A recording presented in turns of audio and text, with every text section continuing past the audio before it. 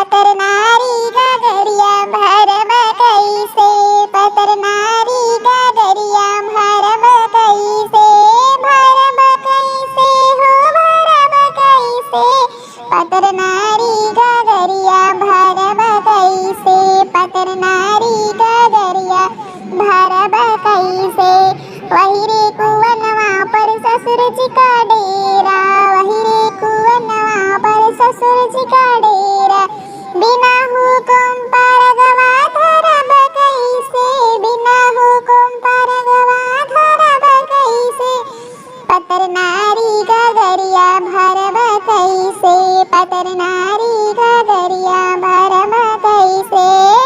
भरब कैसे हो भरब कैसे, पतर नारी गगरिया भरब कैसे।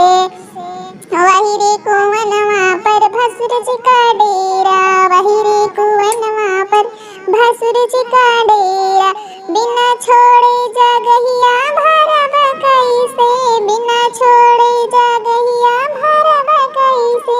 पतर नारी गगरिया भरब कैसे, पतर नारी गगरिया भरब कैसे, भरब कैसे हो भरब कैसे, पतर नारी गगरिया भरब कैसे, पतर नारी गगरिया भरब कैसे। वही रे कुवनवा पर बलम जी का डेरा, वही रे कुवनवा पर बलम जी का डेरा, बिना बोले बतियाए भरब कैसे, बिना बोले बतियाए भरब कैसे, पतर नारी गगरिया भरब कैसे, पतर नारी गगरिया भरब कैसे, भरब कैसे हो भरब कैसे, भरब कैसे हो भरब कैसे, पतर नारी गगरिया